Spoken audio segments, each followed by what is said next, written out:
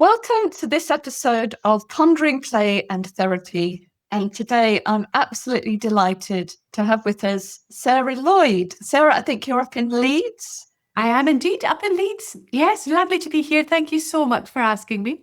And you're in an old mill. We're at Springfield Mills in Farsby. In Farsby, there are two mills. There's a very smart mill that's been redone and it's galleries. And we're in the other mill, above a laundrette and opposite a school provision. And so we think of ourselves as the scruffy mill in The Farsby. Scruffy Mill. Thank you for joining us from your Scruffy Mill. And Sarah, you're a consultant occupational therapist, I am indeed. a BAPT play therapist, and you and I have that in common. So it's lovely to meet another BAPT play therapist. And more recently, the creator of the BUS model, and that's BUS spelt with two S's, BUSS. And I understand it stands for, see if I've got this right, Building Underdeveloped Sensory Motor Systems. The BUS Doesn't model. exactly roll off your tongue, does it? But yes, Yes, that's I've got it written down just in case. And you're particularly looking at the sensory motor system for children who've experienced some disruption of any sort in their early development and how that's impacted that. For the listeners, in a little while, Sarah and I are going to wander into that topic. But firstly, as we've done with many of our guests, Sarah, I just want to ask you, when you were a child, when you were an adolescent, and I'm guessing by your accent it wasn't in Leeds, I think it was further north in the UK,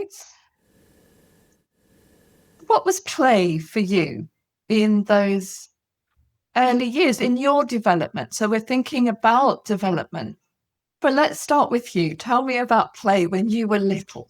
Oh, thank you. Thank you. Yeah, but we grew up in Scotland in a very remote little rural village in Scotland. So play was absolutely an integral part of things. Lots of exploring, lots of, heading off on our bikes for the day and finding ruined places. Or there was a huge amount of freedom that,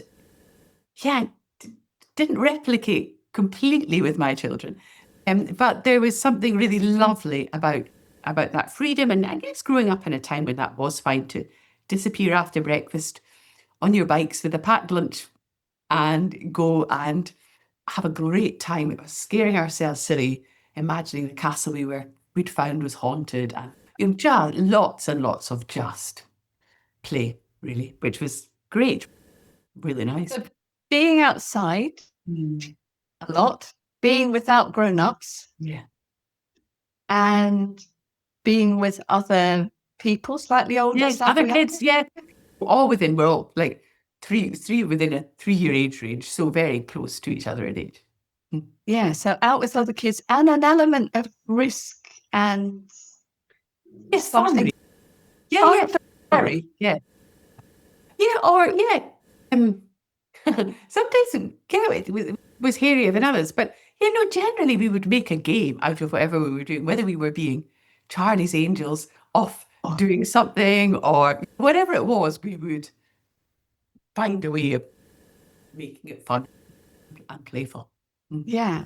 And a lot of time is Charlie's Angels, actually. Yeah, and Charlie's Angels. That dates both of us a little bit, I think, there. It was a TV program with women detectives who were all quite energetic and glamorous. Is that right? No, I went back and watched it with my children. I was saying, oh, look, we loved this when I was growing up. And I was horrified. It is so sexist and it's hideous. And I'm like, well, how did we think this was good? But anyway, at the time, we thought it was At the time. So that was you as a child. And then when you hit adolescence, your teenage years, did that shift? Did that develop? Where was play a little bit later on for you? Yeah, to be honest, probably didn't change all that much. I mean, there was more organised play in terms of hockey and sport and running and that sort of organised play, but still we would be cycling around and going off and doing things and meeting friends and Yeah, honestly didn't change all that much. Probably a bit less Charlie's Eve, just a bit more sitting chatting, but still going off and doing stuff and being places. And Yeah, it's just being out, but again, being out without adults, being outside, being out of your home. And something we've been discovering in the podcast is this concept of a third space. So not your house, not your pal's house, but a third space. A youth group, a bench in the park. Was there a third space for you? Yeah, I think probably the third space was Middlefield, which was where Hilary lived. It was a farm. So it didn't feel like being in someone's house. We were in the barns, we were in the fields, we were in the river. So it was a very set space, but without those confines of walls and rules and grown-ups that would be there. It sounds wonderful. I wish, thank you to Hilary and her family for providing that space. And then this is really interesting because part of what we've been discussing with a lot of people, a lot of our guests, is where are those opportunities for children and young people now? And it has often come with some lament that isn't around so easily or so easily available. And that's becoming a bit of a theme. We've been going for about 9 months now with the podcast, and that's something we keep meeting over and over again. Of course, when I was little, we were able to, but now that's different. Now, I understand that you're a parent of children who are that bit older now, but when they were little, what was their opportunity for play? Again, we were in rural Scotland, where I think living in the countryside is different to growing up in a city. We were by the sea, and there were lots of opportunities for just going out, we had a really nice big garden that went down to trees at the end, and there was lots of play and games in there, and their cousins are about the same age as them, so there were a little gang of 5 of them very often, off doing things or going down to the beach or off on their bikes. So lots of doing of that sort of thing for them as well, in a way that I'm sure if we'd been growing up in the city, that wouldn't have been possible in the same way. And balanced with some organised stuff. Play places and different brownies and Scottish country dancing and a couple of organised things, but mostly time for play and the freedom that comes with that. Hugely important. So yeah, that difference between growing up in a country, in a rural area, a countryside area, compared to growing up in a city. Yeah. And thinking now, thinking about you, Sarah, now living in Leeds or around Leeds, where is play in your life now? Outside work. Outside work. Where is playfulness? No, playfulness. There's lots of playfulness. I feel like sometimes I feel maybe not quite grown up quite enough. I'm 57 and I still go into rooms of people and think, ooh, what a lot of grown-ups there are in here. And then I think to myself, oh my days, I think I might be older than everybody else in here. But there's still that playfulness and opportunities for going into a lovely building and thinking, oh, wouldn't it be fun to slide down the banister here? Or just the kind of things that come into your head, really. But still some of the same stuff. Love going out on my bike, meeting friends, doing stuff, making, gardening, all of those sorts of things, and just injecting. I don't know, say with gardening, I have this funny thing that I do with myself that like something like cutting the grass is a fairly boring, in my head, is filed under boring jobs that just have to be done. So every time I cut it, I try and cut it, go a different way, or try a different sequence, or do a different thing with it, just because then it keeps it a bit more fun. It keeps it a bit more interesting. So I guess just trying to inject all of that into every day, really. Looking for opportunities, the small stuff, in elevating the mundane into something that can be fun and a bit of a game. Yeah, I like that phrase, elevating the mundane, because life has the things that have to be done and the things that the ought tos, and then there's the have tos, then there's the want tos, the desires. And before we started recording, I was commenting on the lovely juxtaposition of your hair color with the pattern I can see next to you, and you were explaining that was soundproofing for the walls. And it could have been white or grey, but am I guessing there's something to do with colour and playfulness and life, even in a very mundane thing, which is trying to provide soundproofing? Oh, yeah, I think so. I think so. And I've got some paper things on the wall behind me because I got so bored of doing Zooms and just seeing a white thing behind me. So, yeah, absolutely. How do you make it all a bit more fun and a bit more interesting, really? Yeah, and thinking, one of the things we've been thinking a lot about is when play isn't fun as well. So we can think of the colourful, the creative, the bringing life to something, associating play with fun. But one of the things, certainly Philippa and I experience, and perhaps you also when you were doing a lot more of the play therapy part of your career, was when play is really hard work, when play can be quite scary, when it can be sad, when it can be frustrating. And one of the things we're moving away from a little bit a lot of this thinking in the podcast is that play is always thought of as frivolous. Your sense that because I'm playful, I haven't quite grown up. But actually, you're a great grown up and you're running a business and you're running this mill and you're a parent and, you're apt to see that. But there's something about almost apologizing for being still playful at 57, which I'm really curious about because I'm a little bit older than you, and I would be, equally. I'm always looking for this, I love that lawnmower image, but finding a slightly different way round of doing it. Can I stack the dishwasher? Oh, I don't have a dishwasher. Can I stack the dishes on the side in a slightly different way? Like, how many can I get that way? Should I put the forks up or the forks down today?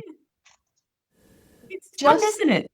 Yeah, it's like that stuff of, I don't know, I still try to take your school clothes off at the end of the day and put your home clothes on so that there's that nice transition between, okay, finished work now, I'm at home. Not play clothes anymore, but just a different set of clothes that allow you to slough off the responsibilities a bit of. Yeah, and be a bit looser, looser clothes, looser with their minds. And that's allowed as a grown-up. But You can make your own rules a lot of the time, can't you? You and I certainly do, I think. Ben, thank you so much for sharing. It gives us a picture of you and in your childhood and adolescence, your time as a parent, and your life now. That sense of play being absolutely woven through you. It's absolutely integrated in your life. And one of the things I'm very curious about, and I don't know this story yet, is how you got to be a play therapist. What drew you into that? I don't know the order. Occupational therapist, play therapist. And then how you got to noticing the sensory motor system in the way that you have. Because I'd be really interested to hear what took you along that path. Yeah, so I trained as an OT. honestly, not really knowing much about what it was, but thinking, oh, I quite fancy living in Glasgow for a few years. And 3 years will probably be long enough to decide actually what I do want to do. So I'll do that OT course and think about what else. And then found actually, oh, this is quite good fun, isn't it? I quite enjoy this. Maybe I'll do it a bit longer. And training in OT is a very generic training, see, because you train to be able to work in medical settings, in mental health settings, with children, with adults, with old people. So it's a massively generic training. And I'd done a placement at what was in the old days called the Department of Child and Family Psychiatry in Glasgow, and worked with a lovely OT who was also a play therapist. And so I guess that I'd begun to think about that a bit. There was also child psychotherapists around, and it was a really rich learning environment. And I thought, yeah, that's where I'd like to work. And within a couple of years of qualifying, I was working in child and adolescent mental health, where I have spent the rest of my career, really. And it was, I think, the first training I did. Leeds was a wonderful place to be working. I was working in Leeds at that time, and in a teaching hospital, which always gives you so many opportunities. And there was a wonderful department of psychotherapy. I was working in adult mental health for the first couple of years, and there was an in-service sort of training where once a week you could go to the psychotherapy service, and we would read books and read papers and talk about the unconscious and psychoanalysis and all of those things. And then if you stuck around long enough, you could then do a little bit of, just guess, supervised practice, really. So start to work psychotherapeutically with adults who were referred to that service. And I did that for about 8 years. And it was a really great grounding in my development as a therapist and the idea of using yourself as a therapeutic tool. And alongside that, I did a master's in psychoanalytic studies because my training was a diploma and I wanted to get a master's. So I did that. And again, that was just really interesting. I love a good frame of reference and having a good frame of reference and way of understanding what. And then was working in CAMS. And I guess had that feeling that I'm sure will be familiar with many people of not feeling like you had quite enough skills to match the complexity of the families that you were seeing. Really privileged to work in great teams with really experienced people, had fantastic supervision from a child psychotherapist. And so was in a really rich learning environment, but wanted to do more. And did some of those great summer schools. York Uni used to run great summer schools of drama therapy. Did a few of them. And then thought about play therapy. And finally, not until kind of 10 years later from qualifying, did play therapy, really thinking, this is a dream, really. You can play and it be work and it be helpful all at the same time. So did my play therapy training and wove that into the work that I was doing. I was working in lots of different parts of CAMS, times in inpatients, times in what were called day patients in those days, and as well as general outpatients, working in specialist teams, worked in sexual abuse teams, worked in family therapy teams, worked in also really a really wide range of teams, and had a lovely mix of things that I was doing in a day. And then in about 2005, we moved back up to Scotland. We'd always had the ambition of going up to Scotland. And the children by that stage were about 4 and 2. So it felt a good time of life to be going. And I got a job in a CAM service to set up an OT team there. And within a couple of years of being there, had the opportunity to be part of a team thinking about therapeutic needs of looked after children. And I'd done a few other trainings by then as well. I'd also done my EMDR training, which I'm a big fan of EMDR. And so we were a small team of child psychotherapy, me with the stuff I'd done, child psychology and social work. And we were tasked really with supporting the therapeutic needs of children who were looked after. And the overarching part of it was to try and reduce the breakdown rate. It was, from the council's point, financially driven. It's much more expensive to get out of area placements, as well as all of the stuff about it not being so good for the kids. So we were a team offering the best evidence-based therapies, really, of the time. I'd also done Webster Stratton sorts of groups and trainings. I'd done Solly Hall model trainings, all of the stuff that's around increasing maternal sensitivity, parent-child game sorts of stuff. I'd done my filial therapy training by then as well, and had lots of different things that were coming into the mix. And we were offering, I think, about a third of the stuff we were offering was we would do direct work with children and young people. A third was parent-child work, and a third was a mix of trying to support the development of more therapeutic parenting with foster carers and also be involved in the system around the child. And I guess it was through that we were really realising that there was a fairly significant group of children that we were having the sorts of outcomes we would want to have for. And I think it really helped that my kids were really small at that point, because there's nothing like being surrounded by typically developing children to begin to notice characteristics of the children you're working with that I had never noticed before. Yeah. I didn't notice how many of the children I was working with had squints, or who couldn't carry a glass of water down the corridor without doing something to prop that, or who tripped and bumped and crashed, who couldn't tell when they were hungry or when they were full, and suddenly being surrounded by 3 and 5-year-olds and realising, oh my gosh, typically developing children can do all of these things.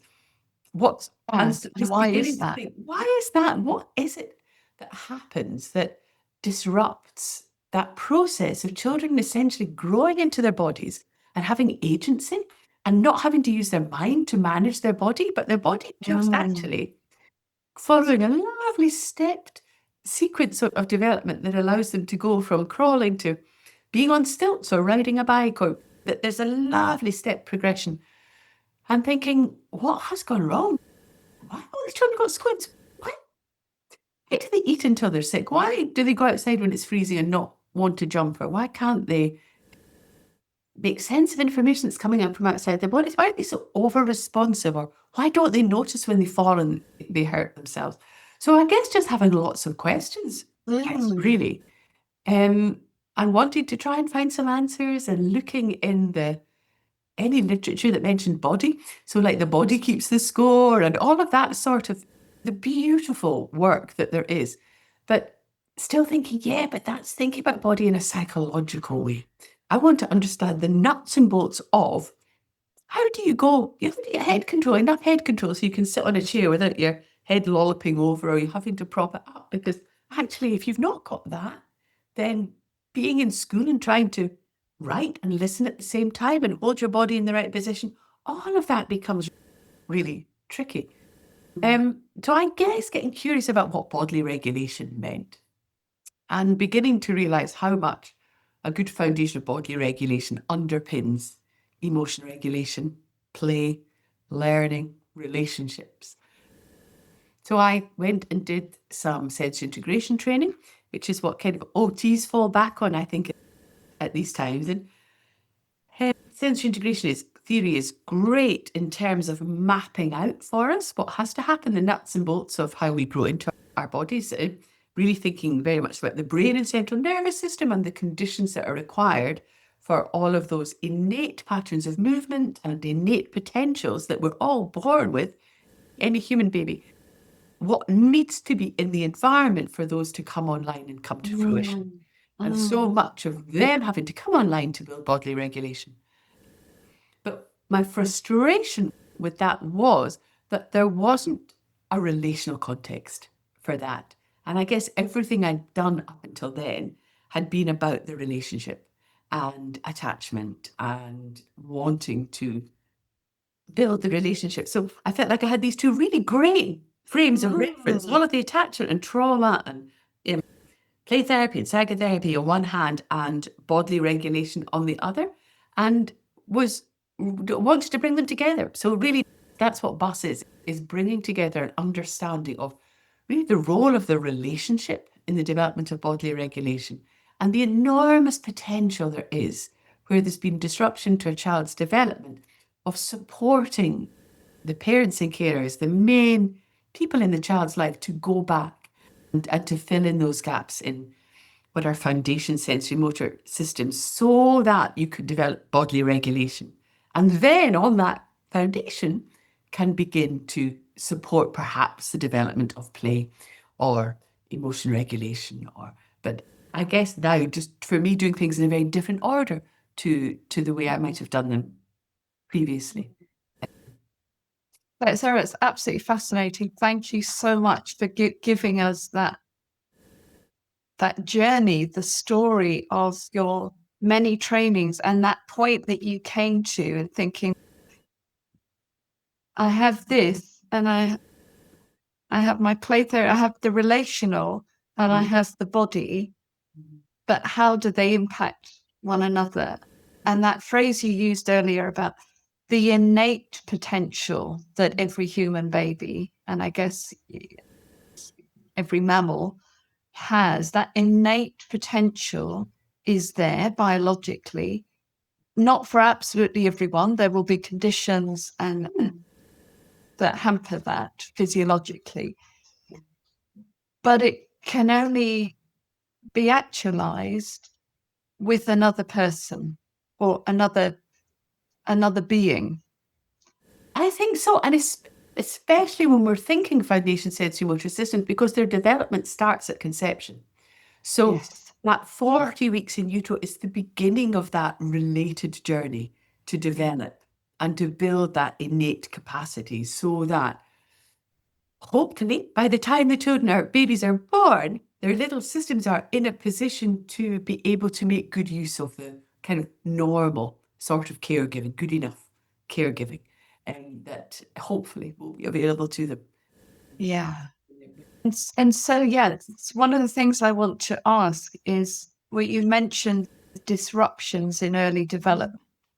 And when you mean early development, you're thinking really early, back to conception or even preconception. Sometimes we think even about what was happening in the DNA before that, but let's start at conception. But what are the sorts of disruptions that the children that you've been working with, the little ones you've been working with, what are the types of disruptions they may have experienced pre-birth? Yeah, I think it comes into two categories. There's the absence of experiences that developing baby needs. And then there's the presence of experiences that are very undermining of the process of development that needs to happen. So, for example, babies who are born very prematurely would fall into the category of there being the absence of experience that's needed, that when you're born at, 29 weeks, that's 11 weeks that you're not in utero and your little brain and central nervous system and your body are not developing in the way that was human babies are designed to do. And then there are the presence of unhelpful things. If we're thinking about drug and alcohol use during pregnancy, too much maternal stress, domestic violence, and really anything that gets in the way of there being an environment for the developing baby where there's not too much stress. There's even a little reflex. There's a little reflex. And I know lots of people think different things about reflexes, but I just think of them as they're a bridge from one stage of development to the next. They give you a bit of a turbo boost to get to where you need to be. But there's a little reflex called the fear paralysis reflex that is present from about 5 weeks after conception. That means that if there's too much stress, if mum's under too much stress, then the baby will just stop moving. And that we know that what babies need to do in utero is to move, to be moving not all of the time, but loads and loads of movement to be building these foundation systems. So already there's that sensitivity that if there's just too much stress, then they're very still.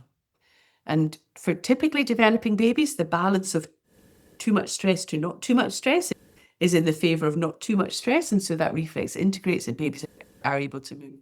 But where there's the presence of too much maternal stress, then babies are just very still.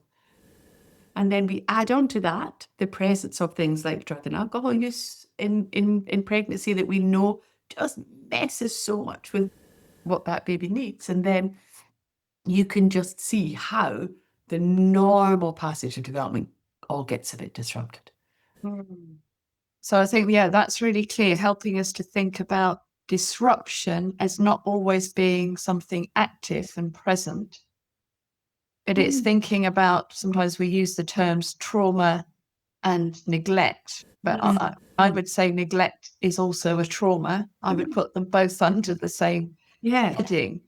But the neglect is the absence of what might be typically available. And I'm thinking there about, it's got a term, I can't find the term right now, where the baby is either not known, that the unborn baby is not known about prior to birth. Oh, there's concealed pregnancies. Concealed pregnancies. They're known, aren't they? Yeah. Yes, but that sense of either absolutely not being known about, or to whatever extent that is, where the mother is not in any way communicating with or acknowledging that there is the growth of a new human within her. And I would think of that as an absence. Does that have a physiological impact?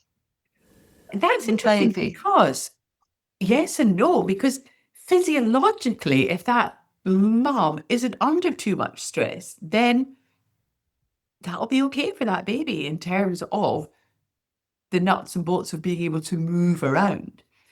Right. Who knows? And I don't know enough about this. And I look to people like Trevarthen and all of those people who did just an amazing infant studies about what the impact of not being spoken to as a developing baby. You can imagine that surely it's better if you are, and that communication is with you rather than just the baby hearing the mother's voice and whatever is going on. But I don't know, and I don't know how they would research that, but where is the beginning of relationship? And when does relationship begin? Does it happen at the moment of birth, when you're meeting the baby outside rather than inside? And how often the baby is absolutely seen as a person, often named, known, and has characteristics put upon the baby well before the baby is born. It's Piontelli, I think, who did a lot of research into that. Oh, the baby's kicking a lot. Oh, he's going to be a footballer. Or she's going to be a footballer, hopefully, we'll be saying now. Yeah. Or, he's always sleepy in the morning. He's going to be my lazy one. Projecting thoughts about the baby. So how much the baby is thought about. But thinking about disruptions, the presence and the absence, pre-birth, and then what are the disruptions? And I can almost imagine the list you're going to come up with here. What are the disruptions, presence and absence in that early couple of years? What is it that really impacts the sensory system? Anything actually that gets in the way of there being a primary caregiver who's able to, meet the physical, the emotional, the nurturing needs of the baby. We know babies need secure, predictable environments. There needs to be touch, nurture, movement. So actually anything that gets in the way of that, and again, it falls into those same categories, the absence of and the presence of stuff that's going to really mess things up. But it's a pretty broad sweep. For some children, that might be that they were, I don't know, I can think of children we've worked with where maybe they were hospitalized in the first 9 months of life, and they were hospitalized for a long time. All of that got in the way. Most of the children we work with are children who are in foster or adoptive families now. So they're children where there's been both the absence and the presence in a very unhelpful way. But it doesn't, disruption isn't limited to that, I think. Yeah, so any circumstance, and whether that circumstance is deliberate harm or whether it's absence due to hospitalization, parents dying, multiple moves from country to country, being an asylum seeker at a time when the family is migrating under stressful circumstances. All of this can have an impact on that little one's physical sensory system. Yeah, tell us if you can. Oh gosh, I'm finding it so fascinating, Sarah. I could talk to you for hours. I'm thinking, oh, no, I'm not very good at being concise, Julie. I will try and be a little bit more. No, I'm loving it. I'm loving it. And actually, I'm thinking, gosh, our student, one of my roles, and some listeners will know, is in a teaching role. And I'm already thinking I'm rewriting what I'm teaching next year, or I'm going to add to it. Well, I'll just get you to come and tell our students. But this is really fascinating because part of my work is to train play therapists. And of course, though, that I think in your sort of hierarchy of hierarchy is maybe the wrong word to use, but thinking about Maslow's hierarchy of needs, play therapy might come quite high up if we're particularly thinking about processing trauma. And yes, but of course, play therapy can do lots of other things within that hierarchy of needs. And play therapists make great bus practitioners.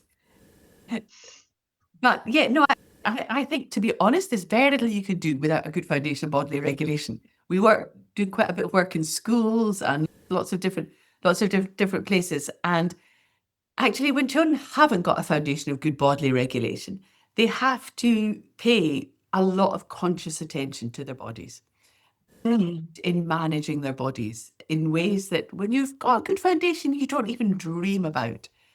But if you start to ask children how their body works and what they notice, then I find by about the age of 7 or 8, they're able to give you a pretty good description and might say things like, I can think of one little boy who said to me, he was very serious. He said, Sarah, I think my arms work very well and I think my legs work very well. They just don't work very well at the same time. And he couldn't coordinate his body to do anything. And another little one who I was seeing around the same time said, I just think I've got a blockage. He said, my head knows what it wants my hand to do, but my hand just can't do it. There must be something that's getting in the way and blocking.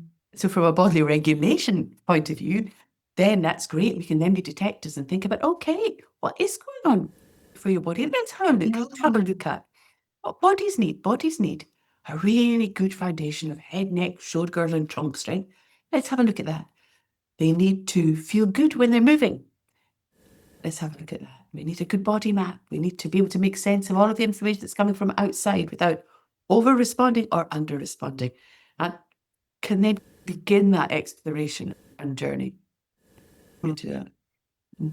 Wait, as you were doing this, those that are listening, rather than seeing this on the video, will see Sarah was doing a version of head, shoulders, knees, and toes. Yeah, but only head, neck, shoulder girdle, and trunk is the core for your body. And if you're sitting down and listening to this, you can just try that out, because often people think, oh, I don't know. I will be saying that core strength and stability is what allows you to sit in your chair. And you might be thinking, oh, it's my feet on the ground. But just honestly, try lifting your feet up off the ground. Take your hands away from whatever they were on. And actually, your body stays exactly where it is. You can do whatever you like with your hands. But that foundation of core strength and stability is what allows your body to do everything else. Until you've got that, your limbs are not much use to you, because they can't work effectively without a foundation of core strength and stability to grow from. And there's something, what order? So I can see what you're saying, that the core happening first and then the limbs. Yeah, you get that. But within the core, you're thinking everything from head, neck, shoulders, stuff. What goes first? Head control. So for typically developing babies, when they're born, they generally, if you lie them on their back, their head will be to one side or the other. And then by about 6 weeks, they're able to hold their head in the midline. And by 2 or 3 months, when they're on their tummies, they're able to hold their heads up without their heads bobbing. So that head control comes first, and then neck, well, head and neck together, then trunk, and then shoulder girdle. As once the and baby then then shoulders. starts to make progress, to do a bit of creeping or crawling. And all of that has to be beautifully in place before we reach the dizzy heights of a 4-point kneeling and then crawling. And all of that has to be in place before we get to being upright. So there's a very set thing. And the other bit of that's part of the vestibular system, the other bit of the vestibular system that's developing alongside that is what's called gravitational security, which is what gives us a sense of well-being when we're moving. And which sounds a bit daft if you have got good gravitational security, but it's what allows you to know that when you lift your foot off when you're walking, that the ground will be there to meet it when you put your foot back down. But we develop gravitational security through experiences of being soothed and held and carried and moved, but within that relationship and by someone who's in a kind of an available state. So it's a very different experience for a baby being held and carried by someone who's chatting to them and singing to them and swaying and tuning into their body and being responsive to a baby who maybe will be being held, but while mum is being hit, or there's goodness knows, only knows what's happening in the background. So it's not a system that it's a bit fussing about which experiences will grow capacity and which experiences won't. But that combination of core strength and gravitational security, all of which is happening alongside the development of the tactile system, which is what allows us to make sense of information that's coming from outside our body. All of that has to happen really before we start moving. And what's fascinating, I find anyway, about the tactile system is that's a system that starts in a state of high alert. So the receptors for the tactile are all over our bodies, all over in our skin. And for the newborn, the receptors that are around defensive functioning are prominent because the task makes sense really, doesn't it? The task of the newborn is to survive. And when they're born, they don't know quite what the environment's going to be. So if we think about, for example, the cry of a newborn when they're hungry or cold or uncomfortable, it's not oh, excuse me, I don't know if you've noticed me over here, I'm a little bit peckish. Finish your cup of tea, but then it would be nice to have something to eat. It's, I am dying, I am about to die here. I was at the garden centre the other week and there was a newborn and they cried and you just saw all the heads turn because there's something that elicits such a big response. So all of those receptors are in the defensive position, and it's only through experiences of good enough care that they recede, and the receptors that are about discrimination and being in the moment of the experience can flourish. So where children are living in environments that are not as good as we would like them to be, those defensive receptors don't recede. So children stay in that heightened state on a physiological basis. And very often, even when they move from those environments to new environments, that doesn't necessarily shift. I think in the old days, we used to think, didn't we, very naively, we'll take a child out of an abusive situation, put them in a loving family, and all will be well. Everything will be fine. But we know more now, don't we? We know more. I don't think we know quite enough yet about bodily regulation and actually what we need to work on and shift. We're good on the relational thing, we're good on the emotional, we're good on the understanding the impact on this, that, and the other. But actually, I think we just need to be so much smarter. We're people who live in our bodies. I think sometimes we like to think we're people who live in our heads, but actually live in our bodies and understanding the impact of disruption to the development of bodily regulation, which completely underpins everything else going forward, is just so helpful, I think, for children, for families to be able to fix. It's also, you can fix it. It's not an imponderable. It's not a, oh my goodness, that happened, so we've got to shape the environment. These systems are so amenable to learning. That's where I'm hearing the sense of hope that this is, in your subtitle of the bus model, it's an underdeveloped, not a damaged system. And I think that's crucial in seeing that it's underdeveloped. It hasn't had the chance to grow. It's like a plant that's in too small a pot, or it's not had the right nurturing. And if you pop that plant into a bigger pot and you water it and give it a bit of feeding and maybe put some other plants around it, given a bit of time, it's going to get off the ground. It might still look slightly different. Yes. But it will definitely grow into a more healthy plant. Yeah. Whereas if you were to look at that little shriveled up plant and think, okay, what diagnostic category does that fit into? You'd probably be able to think of quite a few. But actually what we need to do first is to let's go back and let's fill in the gaps in that plant's experience so that it has the chance to thrive. And then when we've got as far as we can, then let's think, okay, what's left? What might we be looking at here? Yeah. So to go backwards, and we do this psychologically as well to fill it in relational gaps with children who experience disruptions in a secure attachment. And actually often, certainly in play therapy, I notice children, if they're given the space and the time and the trust, will take themselves back. That's why I have baby dolls and bottles and rattles for 10-year-olds in the play therapy room, because once the trust is built, they find themselves in that corner of the room and they know they need to take themselves back to it. And their voice becomes different. They lose their words. They become one again, because that's often around the time where the disruption might have happened. They know they need another go at it, but on a different path. So, Sarah, what is it you do with your little ones? That's too crude a question, I know, but what helps? Yeah, so we work with children. We work across children not to 25. So it's never too late to do it. We could work with adults. We don't at the moment, but we would be very open to working with grown-ups. So what we want to do is, because I guess the other bit when I was developing BUS was thinking about how do we make parents and carers the main agents of change rather than these children endlessly being in therapy. Because what sense of yourself does that really give you? And actually, we've got some primary caregivers here that somebody's thought are good enough. So what might we do to skill them up? Parents and carers and main agents of change are a huge part of BUS. And what we're wanting to do as BUS practitioners is to get a good enough assessment of the child's foundation sensory motor system so that we know what might be the right level of challenge to start to grow those systems.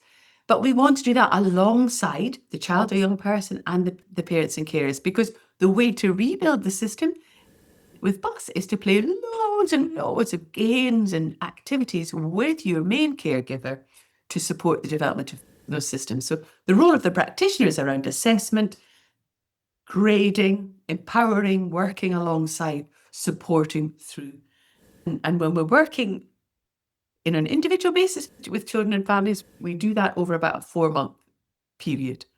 And there may be times when we meet with the families, or it may be that we've got a huge library of videos of games and activities that we're sending things through to families, and we rely a lot on them videoing, because we need to see the nuts and bolts of actually how is that body organising itself in relation to the task, because that will give us information about the foundation sensory motor systems. And it's really important for us that we get the level of challenge right. Generally, the children we see have had a lot of experience of failing, and you don't get many chances starting. We really want to make sure that we're pitching it right. And the joy of it is the parents are the experts for their children. They'll know what activities will be motivating, what will they enjoy, what do you think our tolerance is going to be here. And sometimes it might be 5 seconds, but that's great, that's fine. Let's celebrate those 5 seconds and know that if we do that for a week, next week, we might be on 7 seconds. And we just follow the blueprint of normal development. Not in a kind of painting by numbers where you do this, then you do this, then you do that, but really tuning into where the child is, and also parental capacity, and where we are and what we are. And it's a pretty intensive intervention. I think families are even if we haven't got as far as we need to get at the end of 4 months, we stop because it's a lot of work. We were asking families to do things 5, 6, 7 times a day, every day. And maybe it's only 2 minutes, but it's holding it in mind, isn't it? And remembering, oh, remember we were, I don't know, commando crawling from bed to the bathroom, or we were doing a test when we do tea, or whatever it was. You're still going to think of it and remember it. And all of that kind of parents, the more active interacting, and all of that stuff that comes into it. So at the end of that 4 months, for some children, particularly kids who've been massively impacted by drug and alcohol use during pregnancy, you might have got to, yay, we've built foundation of core strength and stability, and we've helped with oral motor strength. So actually their lips move around their words now when they're talking. But you know what? Oh, we can still see a bit of crashing and banging, and yeah, we need to come back and work on that a bit. But actually, let's stop now and let's wait 6 months and see what capacity might grow. Let's give the family a rest. And then if we want to come back, but probably we only see returners, maybe 5% of the families we work with, we would work with more than once. For most children and families, once you can build that foundation of core strength and stability and gravitational security and sort that tactile system out, then they're able to almost rejoin the normal developmental trajectory. They can rejoin that curve and the normal activities of everyday life and good enough parenting, and all of those things will just continue to nurture and grow those systems. Yeah. Forgot. So yeah, no, I remember thinking about many of the little ones I've worked with over many years, who will arrive often with their parent. So there'll be some reason why they've come for therapy, but immediately I just see them walk up the path, and I'm thinking, oh, something's not quite right. Something's gonna need a lot of body in this. And one of the things one of my practices, the same as Philippa, is therapy, which is very much the body working, not deliberately working with the body, because it's about a relationship, but more and more realizing that we need a body to be able to relate.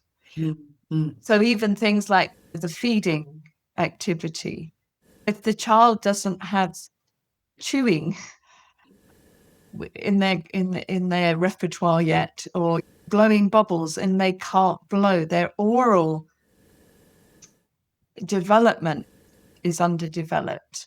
With that, I suppose my question is,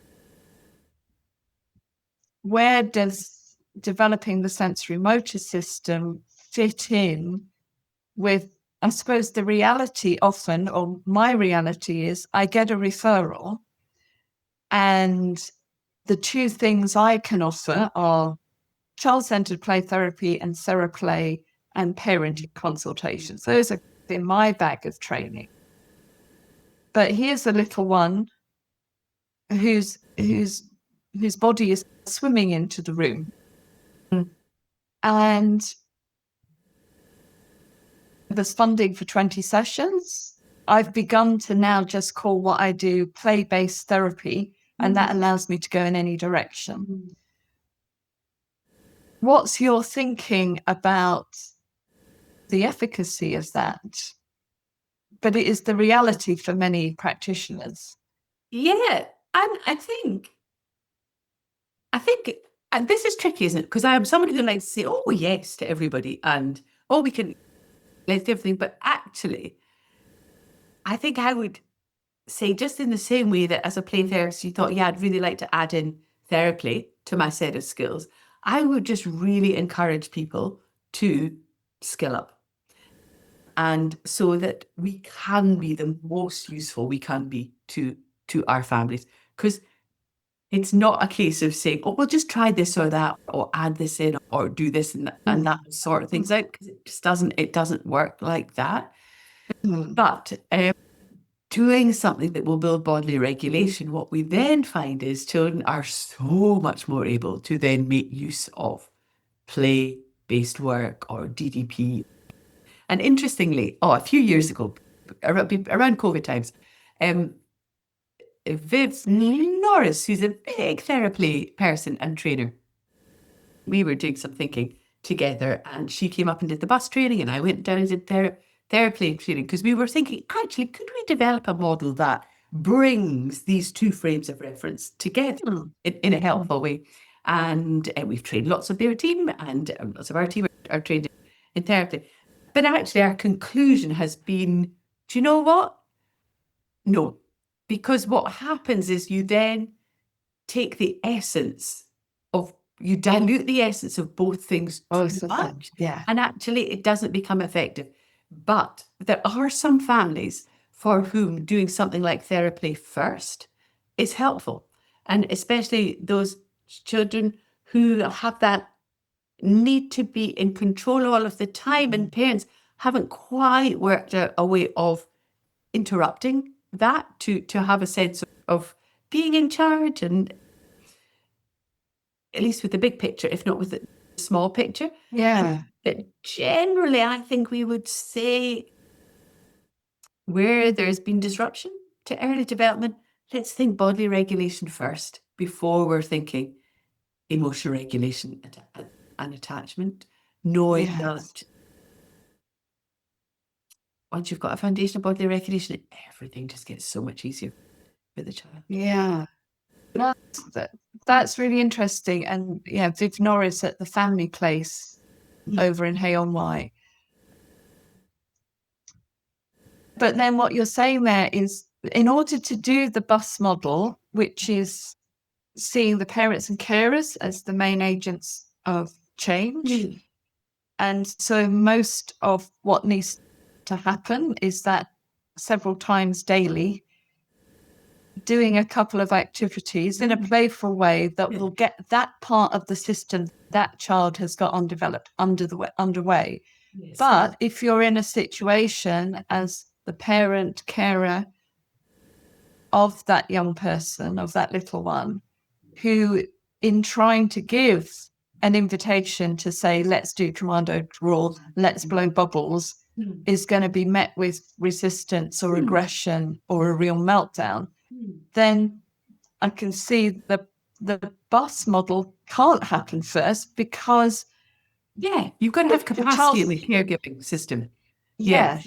And whatever's interrupting that capacity, because sometimes blocked care, often when we're working with 15, 16, 17-year-olds, and their parents have, golly me, done the most amazing job of trying everything. And sometimes they're just spent. And it's a bit like that. Put on your own oxygen mask before you attend to your child. If there's something that's getting in the way of parents and carers being in a position to be the main agents of change, then absolutely we might need to do something. We might need to do something first.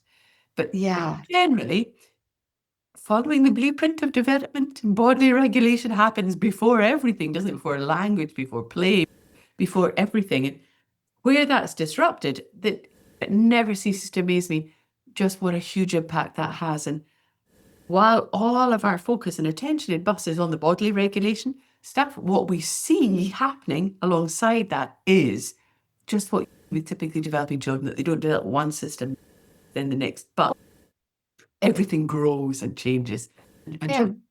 One system impacts the other. I mean, if you go back to what you were saying earlier about in the womb, if the mother is stressed or the mother is shut down, then the baby stops moving.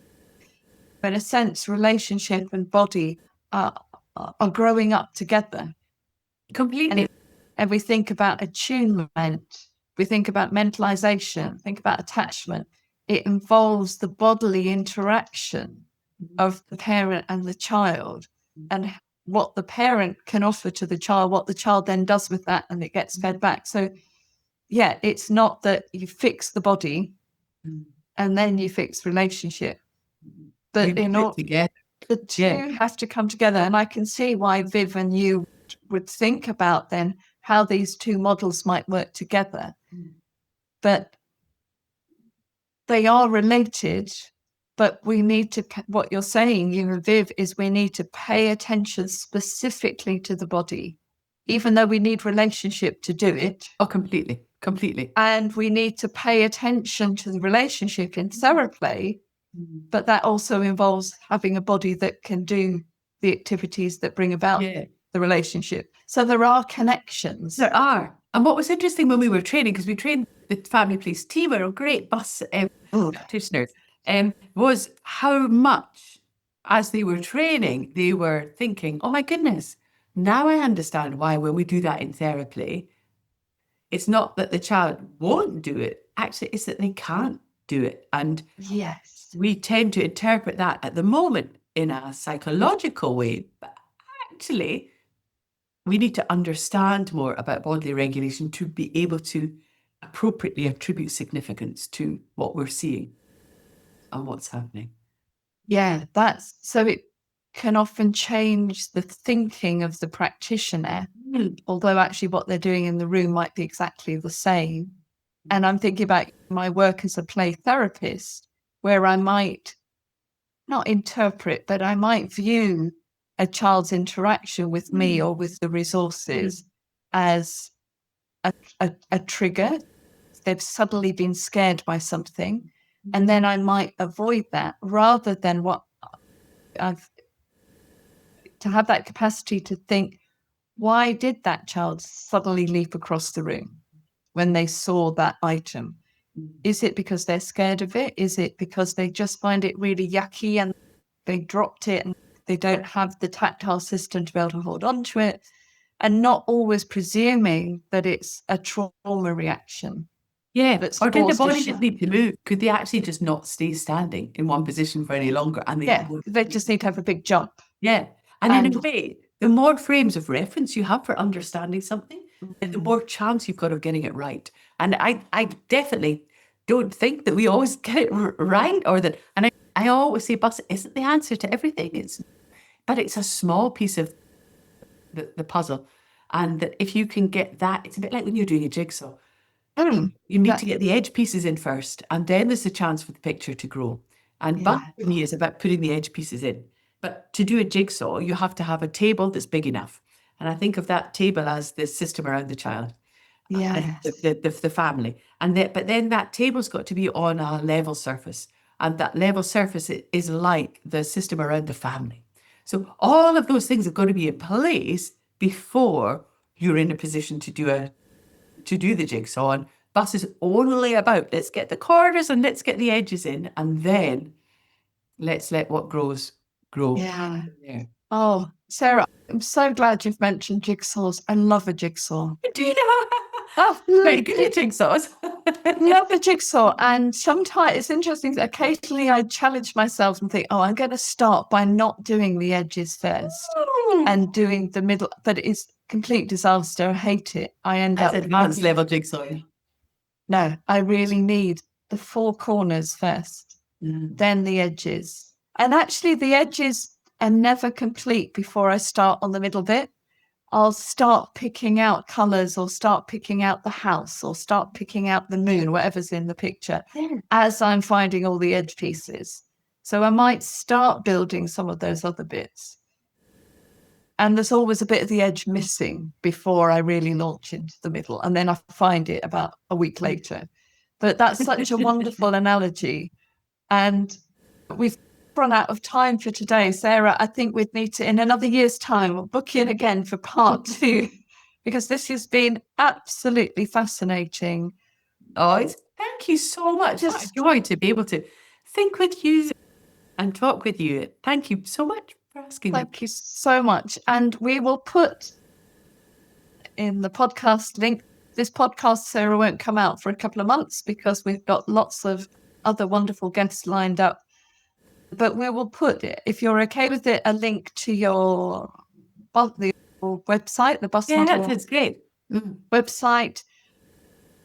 And really to invite, as we do after every episode, to invite parents, carers, young people, practitioners, school staff, grandparents, anybody who's got a little or a big person in their life who's got a question or got some thoughts to offer, even if those thoughts, and particularly if those thoughts don't agree with any of this, then it helps to keep the conversations going, because as you've said, it's nothing is the answer to everything, but it's another lens. And I often think when at 50, 100 years' time, when you and I are gone, people may well look back on what we're thinking about today and go, oh, they really didn't understand. Oh, they just had started on that. As we look back on practitioners from 100 years ago and think, oh, did they really think that was okay? But each of us is doing the best we can with the tools we've got. And as you've so clearly done with the evidence you had in the little people who were coming to your office and going, there's something else going on here. Let's see and work it out. So thank you so much for sharing that with us. Thank you so much today, and enjoy your playfulness later on in the day when you get into your loose clothes. Thank you so much. Lovely to see you. Thank you so much. Thank you. Thank you for listening to Pondering Play and Therapy.